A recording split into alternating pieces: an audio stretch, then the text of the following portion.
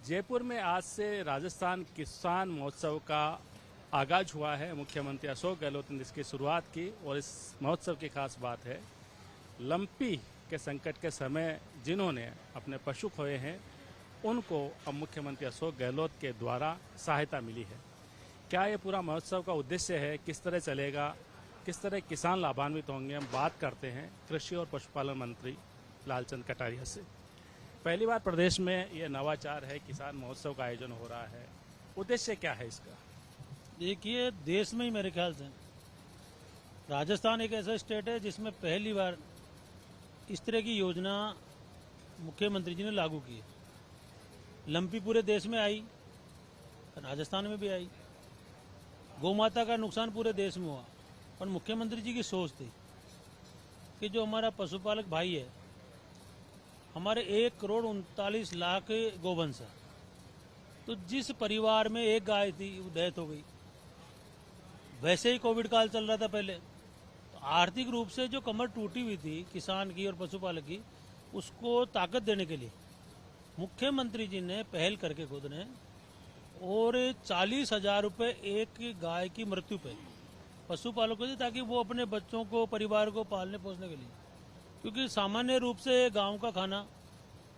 खुद का छाछ दूध दही ये रहता है। तो जब ये पीड़ा बार बार पूरे राजस्थान में देखी गई कि भाई गोवंश में काफ़ी नुकसान हुआ है और किसान कमज़ोर हुआ है, तो लगातार और योजनाएं तो चली रही थी, पर पूरे देश के अंदर ये पहली राजस्थान में योजना है कि लंपी की मृत्यु के बाद में डीबीटी के माध्यम से 175 करोड़ रुपए, ये कोई छोटी राशि नहीं है, 42,000 पशुपालकों को आज ये कार्यक्रम के माध्यम से पूरे राजस्थान में मुख्यमंत्री जी ने डीबीटी करवाई। कई लोगों से संवाद हुआ, गाँवों से डायरेक्ट लोग बैठे थे, उनसे संवाद हुआ, एक खुशी का माहौल। ऐसी योजनाएं और अब जो राहत कैंप चल रहे हैं, मैं ये मान के चलता हूँ, क्योंकि विभाग मेरे पास है, आने वाले समय में आज ये विश्वास हो गया है पशुपालक को कि राजस्थान की सरकार जो कहती है वही करती है। ये और मजबूती के साथ में आज किसान, क्योंकि जो पशुधन जो एक सहारा था, उसको आर्थिक रूप से जो मदद की है, तो अभी जो हमारे राहत कैंप चल रहे हैं उनमें जो हम कार्ड बना रहे हैं मुख्यमंत्री कामधेनु योजना के, उनमें लोगों को ये विश्वास हुआ है कि जब आज मुख्यमंत्री ने लंपी की सुरक्षा कवच के रूप में राहत दी है, तो आगे जो हमारा पशुधन बीमा है, हमने जो 2 पशुओं का बीमा फ्री करने की बात करी है, कई लोगों ने संवाद भी किया गाँव से कि साहब हमारे को अच्छा लगा कि इस तरह की मदद पहली बार हुई है। और ये हमारी ताकत भी है कि राजस्थान आने वाले समय में, मेरा ये मानना है कि हमारे जो पशुपालक भाई है या किसान है जो आज इस कार्यक्रम को देख रहा है, इस योजना के बारे में देख रहा है, दूध में हम पहले नंबर पे आ गए। किसी जमाने में कहा जाता था कि आने वाले समय में दूध की नदियाँ बहेगी। मैं ये मान के चलता हूँ कि दूध की नदियाँ राजस्थान में बह रही है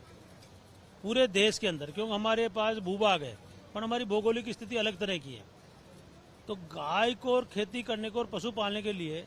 सामान्यतः हरे चारे की आवश्यकता होती है, पानी की आवश्यकता होती है, खेत भी होना चाहिए, पर हमारे पास पानी कम है। हमारी भौगोलिक स्थिति राजस्थान की अलग अलग तरह की है, अलग अलग जिलों वाइज, पर फिर भी कम संसाधन के अंदर हमारे पशुपालक भाइयों ने और किसान परिवार के लोगों ने एक राजस्थान को ताकत दी कि हम देश के शीर्ष नेतृत्व में पहुंच सके दूध उत्पादन में। मुख्यमंत्री जी ने गत वर्ष भी जब चारे का संकट आया तो लगातार मीटिंग लेके, क्योंकि मध्य प्रदेश ने भी चारा बैन किया, उधर और जगह पूरे देश में ऐसे माहौल बन गया था कि पशुओं के लिए अकाल पड़ेगा और चारे की व्यवस्था। तो जो हमारा पशुधन था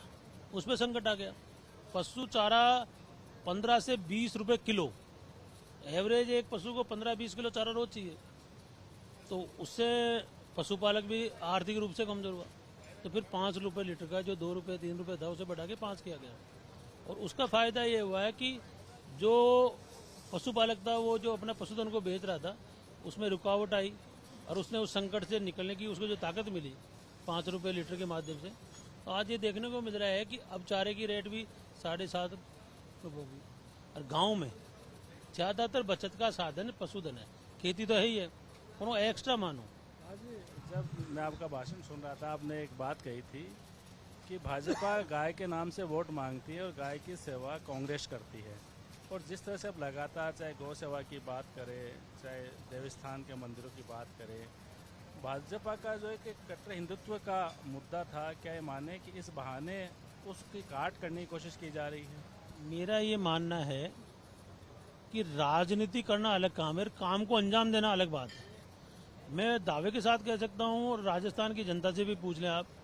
कि राजस्थान में जो गौशालाओं का कंसेप्ट है पूरे देश में सबसे बढ़िया है, और इसको ताकत देने का काम मुख्यमंत्री जी ने किया है कि 3 महीने का अनुदान इन्होंने चालू किया, जो कोई सोच नहीं सकता आदमी। नहीं तो गाँव में समितियाँ बनी रहती है, चंदा उगाई करते हैं गाँव में बैठ के, उनमें झगड़े होते रहते हैं, पर 3 महीने का अनुदान किया। फिर उसके बाद में आए कि भाई इससे सही पार नहीं पड़ रही, तो उन्होंने उसको 6 महीने किया, फिर 9 महीने किया, और अब नंदी गौशालाओं में तो 12 महीने का कर दिया। इसके अलावा नंदी गौशाला में 1 करोड़ और 45 लाख रुपये, कोई भी संस्था या कोई भी गांव या ग्राम पंचायत यदि नंदीशाला खोलना चाहती है तो गौ सेवा और गौशाला जो हमारा विभाग, गोपालन विभाग, उसके माध्यम से वो 1 करोड़ 45 लाख रुपये में अपना इंफ्रास्ट्रक्चर तैयार करके नंदीशाला चालू कर सकता है, और उसमें 12 महीने का अनुदान है। अब आप अंदाजा लगाओ या मालूम कर ले आप, मुझे नहीं लगता कि पूरे देश में कहीं इस तरह की व्यवस्था गोवंश के लिए है। हम गाय को गौ माता आदिकाल से पूजते आए हैं, रोज गोघास देते हैं। हमारे बुजुर्ग कहते थे कि सुबह उठते ही यदि मंदिर पास में नहीं है तो गाय के दर्शन कर लेने चाहिए। तो मेरा कहना तो ये है कि राजनीति करना अलग बात है, पर धरातल पे उस काम को अंजाम देना अलग बात है, और वो काम हमारी सरकार ने करके दिखाया। तो मंत्री लालचंद कटारिया जिन्होंने तमाम मुद्दों पे बात की और साफ कहा है कि किसानों की हितैषी कांग्रेस है और किसानों के साथ हर संकट में सरकार साथ खड़ी रहेगी। कैमरामैन विनोद के साथ Naresh Sharma, first India news, Jaipur.